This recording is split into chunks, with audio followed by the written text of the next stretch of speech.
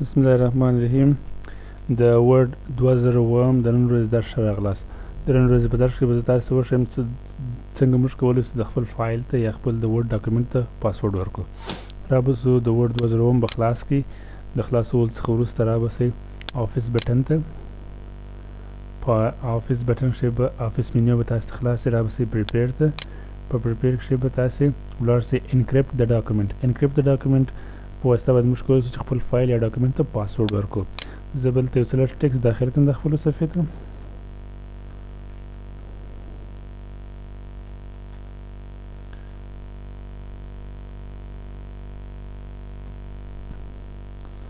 ټکسټ مو داخل کړئ. رابسو آفس بټن، آفس منیو، پریپیر.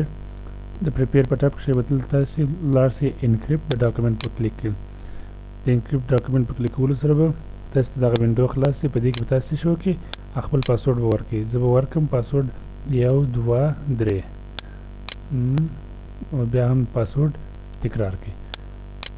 ری انټر د پاسورډ دومره وخت چې پاسورډ ورکړئ فایل به سیو وي. که فایل سیو نه کړئ پاسورډ نه اپلای کېږي. فایل به سیو کړو.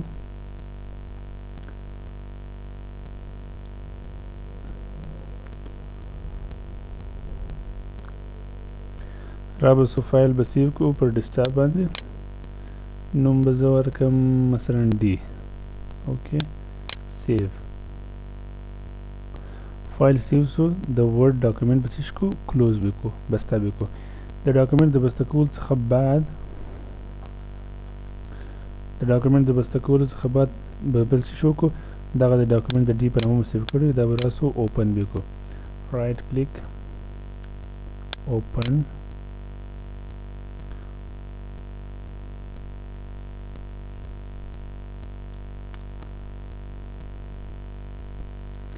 وخت چې مو رایټ کلیک اوپن کړئ دا تاسو وینئ زموږ څخه د پاسورډ غوښتنه کوي. اوس به زه خپل فایل د پاسورډ په ورکولو سره 1 2 3 اوکې. زما ډاکومنټ به هغه زما خپل ډاکومنټ چې ما کوم سیف کړی و هغه به ماته اوپن شي. که تاسو غواړئ چې دا پاسورډ به د منځ څخه یو څه به کوئ برته به راځئ آفس بټن ته. په آفس بټن کښې به راځئ پریپیر ته. په پریپیر کښې به راځئ انکریپټ د ډاکومنټ به کلیک کوئ او دلته به په دا پاسورډ چې کوئ انتخاب به کړئ، ډیلیټ به کړئ. پاسورډ به انتخاب کړئ، ډیلیټ. اوکې. د اوکې کول څخه وروسته د دوهم ځل لپاره به څه کوئ؟ فایل برته سیو وي. که سیو نه کړئ هغه زاړه تغیرات هلته پاتېږي.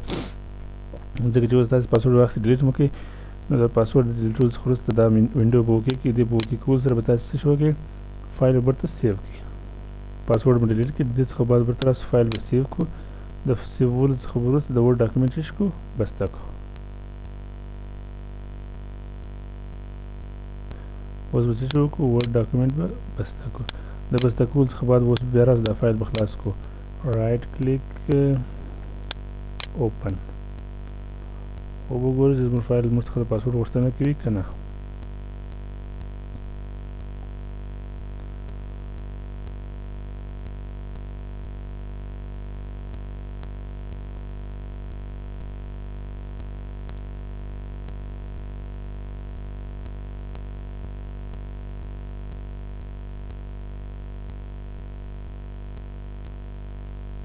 پاسورډ غوښتنه زموږ څخه ونه کړله زموږ فایل خلاص شو.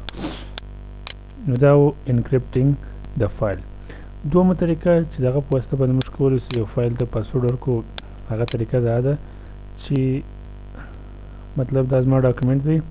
زه په دې ډاکومنټ کې ټکسټ انسرټ کوم.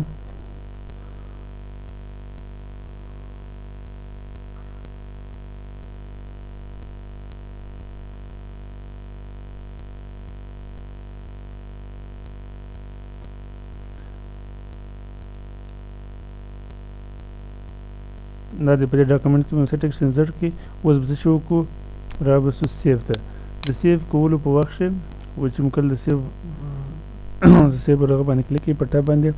کله دا سیو وینډو موږ ته خلاص شي په دې وینډو کې تاسو غواړئ چې خپل فایل ته پاسورډ ورکړئ. یوه طریقه هغه وه چې موږ خپل فایل ته پاسورډ ورکړو. بل طریقه دا ده چې مثلا ځای انتخاب کړئ چیرې خپل فایل سیو وي. مثلا زه به ډیسکټاپ انتخاب کړم.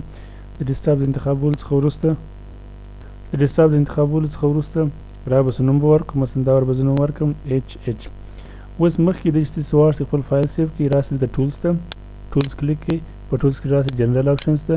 په جنرال آپشنز کې دلته پاسورډ ورکړئ پاسورډ ورکړئ 1 2 3 او لاندې هم 1 2 3 پاسورډ د ځل لپاره غواړئ اوکې کله چې موږ دا پاسورډ ورکړل د بیا تاسو غوښتنه کوي 1 2 3 اوکې یو ځل بیا پاسورډ ورکول شو اوس سیو بټن کلیک کړئ اوس به تاسو فایل سیو شي د سیو کولو څخه وروسته دا ډاکومنټ واخلئ کلوز کړئ اوس ډاکومنټ واخلئ کلوز کړئ د کلوزولو څخه راسي وروسته خلاص کړئ دغه HH فایل زموږ رایټ کلیک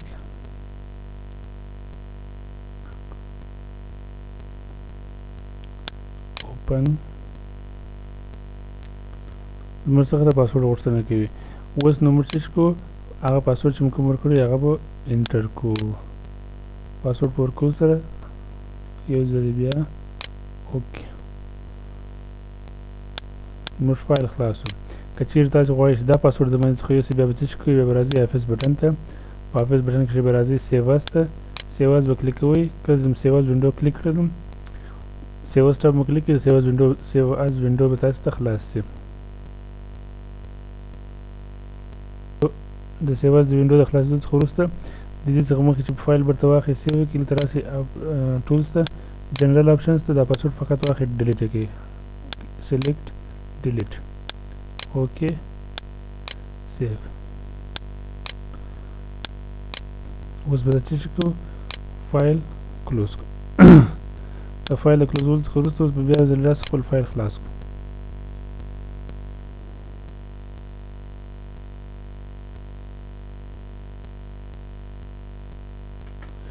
دا زموږ ډاکومنټ یا فایل خلاص شو ولې زموږ څخه د پاسورډ غوښتنه ونه کړه نو دغه دوې طریقې سره د فایل د پاسورډ ورکولو اما درې نور طریقې شته چې دغه په واسطه باندې موږ کولی شو په فایل کې د یو چا لاسرسی کولی شو محدود یې کړو هغه ته زموږ راتلونکي ویډیو وګورئ په هغه کښې موږ کولی شو یو یوزر ته یا یو نفر ته د دې اجازه ورکړو چې ما زموږ فایل ولولي هغه ته بیا وایي ریډ اونلی او بیا یو بل آپشن لرو چې دغه په واسطه باندې موږ کولی شو فارمټینګ د فایل ته د فارمټ ورکول لیمیټ کړو یعنې نه پرېږدو چې څوک راسي زموږ فایل خلاص کړي کیسې د خلاص بې کړي کامنټ به ورکولی شي اما کادر به نشي بدلولی خط به نشي اضافه کولی ټکس به نشي چینجولی داسې څو رقم پرمیشن موږ لرو هغه به په بله ویډیو کې انشاءالله زه تاسو ته روښیم تاسو دا دوه طریقې د پاسورډ زده کړئ تر بله درسه د الله پامان